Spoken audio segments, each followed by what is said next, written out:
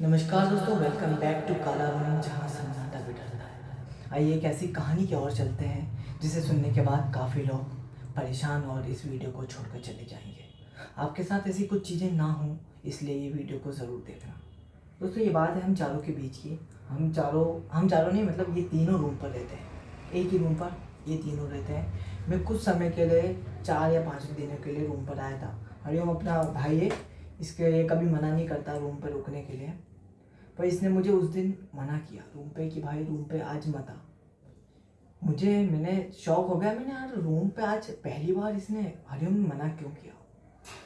फिर जैसे जैसे समय बीता तो फिर मुझे खुद पता चल गया, जो कि आज कहानी में आपको बताएंगे आगे। दोस्तों ये तीनों रूम पे रहते हैं। मैं एक दिन आ गया, फिर इसने बोला चल भाई आ जा, तुझे बुरा लगेगा। बोला हाँ ठीक है। फिर मैंने इतनी बात पे ध्यान नहीं दिया और आ गया मैं रूम पर। जब फिर कुछ कारणवश 2 दिन रुके हम चारों, और तो हमें कुछ ऐसा मतलब लगा नहीं। बोले भाई कुछ नहीं है, ऐसा इसने मना कर दिया। ये बोला कि मैं तुझे डरा रहा था, कोई बात नहीं है। फिर ये कुछ दिन, 1-2 दिन बाद ये दोनों चले गए, नितिन और तनिष दोनों चले गए रूम से। कुछ घर पे चले गए थे, काम आ गए थे। मैं एक दिन हम दोनों रुके हुए थे। एक दिन रात में हम दोनों थे, यहाँ पे सो रहे थे। हम यहीं पे जहाँ पे अभी बैठे हुए वहीं पे हम सो रहे थे। ये बात है कितने बजे की, रात का है? रात के 12। जब खाने की भूख भूख लगी थी उस दिन खाना ना भी नहीं बनाया था। हमने खाना वगैरह भी नहीं बनाया था। डर के माहौल में 9:30 बजे हमने खाना नहीं बनाया। 9:30 बजे खाना बनाते हैं वैसे, खाना नहीं बनाया हमने। 9-9:30 बजे हमने सोचा बाहर से चिप्स वगैरह लेके आ गए और खा लिए और सो गए। पर हमें सोना इसी रूम में था। हम सोए रात को 12:30 बजे थे।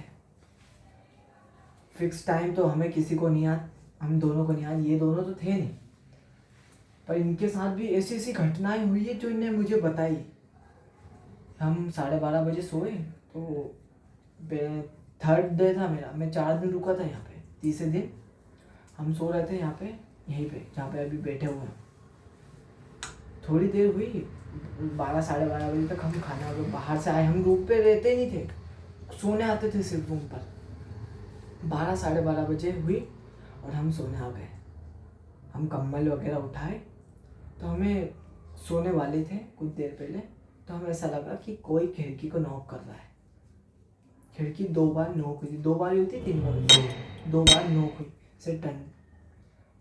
वो पर आवाज़ खिड़की से जैसी आवाज़ आती है कांच की खिड़की से, वैसी आवाज़ नहीं थी बिल्कुल भी। इतना डर का माहौल, क्योंकि उस रूम में काफ़ी बार बहुत चीज़ें हो चुकी हैं जो कि आगे ज़रूर बताऊंगा। कुछ देर हुई और फिर ऐसा लग रहा हमें कि हमारे ऊपर कोई घूम रहा है, कोई आवाज़ें कर रहा है। फिर थोड़ी देर हुई, हम इतनी देर से इग्नोर कर रहे थे। 1 या 1:30 बज कर गए, 1-1.5 घंटे से। फिर वापस तेज़ी से ऐसा लगा कोई किसी ने बहुत तेज दरवाज़ा ठोका। हम दोनों उसी समय बाहर गए। हाँ, लिटरली उस समय कोई था क्या बाहर?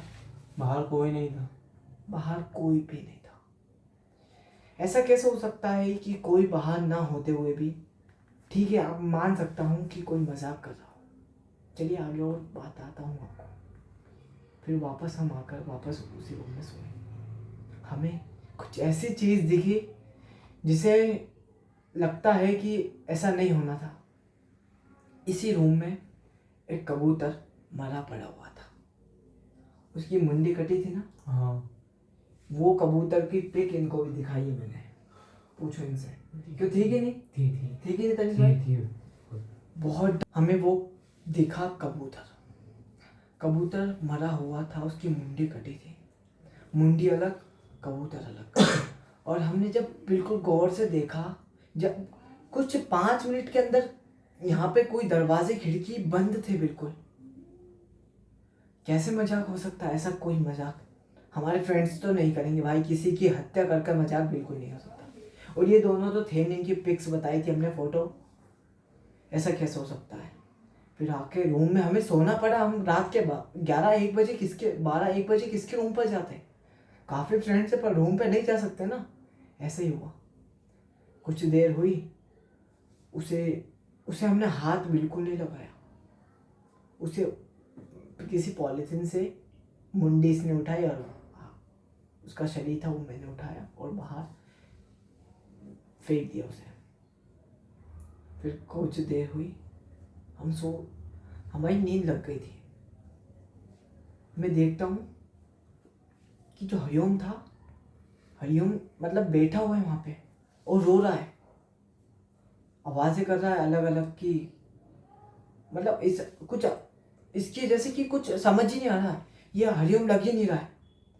मैंने हरिओम को हरिओम हरिओम हरिओम मेरे से दूर चला या तू मेरे से दूर चला या, इस टाइप की कुछ चीज़ें होने लगी। मैं बहुत डर गया और एकदम से गिर गया। वहीं पे बैठा हुआ था और एकदम से बोले क्या हो गया भाई, तू मुझे यहाँ के लेके क्यों आया इधर कोने में? बोले भाई तू खुद आया था। फिर सुबह हो गई, हम हनुमान जी के मंदिर गए और हमें बहुत रिलैक्स मिला। ये अगले दिन रात को, ये दूसरी रात की बात है जब ये तीनों हम ये तीनों थे, मैं नहीं था। उस रात की कहानी आपको हरिओम बताएगा क्या हुआ था। हरिओम बता। उस दिन रात को क्या हम कोचिंग से आए, उसके बाद देख शाम को 4 बजे हम कोचिंग से 4 बजे 4 बजे, पर उसके बीच में कोई आता भी नहीं। हमारे रूम में कोई नहीं आता। हमारे रूम में ऐसा 4 व्यक्ति हैं और चारों व्यक्ति कोचिंग में रहते हैं। ऐसा नहीं है कि कोई मजाक या प्रैंक वगैरह वीडियो, बिल्कुल नहीं है ये। फिर कोचिंग में खाना खा लिया हमने, फिर चले गए लाइब्रेरी। फिर उसके बाद आए तो देख रहे हम घर में इतने बड़े बड़े गुच्छे बाल के, हाँ, जो हर कहीं जैसे यहाँ पड़े हैं तो वहाँ पड़े, जैसे गुच्छे बाल के गुच्छे। हाँ, तो मैं तो डेली उसको क्या नोटिस करता था। मैं नोटिस करने के मैं नहीं आया था, उसके पहले भी ये नोटिस कर रहा था इसी बात को। तो हम सभी ये क्या सोचते थे कि कोई उड़ के आ जाते हैं। हाँ, उड़ के आ जाते हैं नीचे हवा गेट से। तो एक दिन इतने गुच्छे मिले तो उस गुच्छे को मैंने फेंक दिया।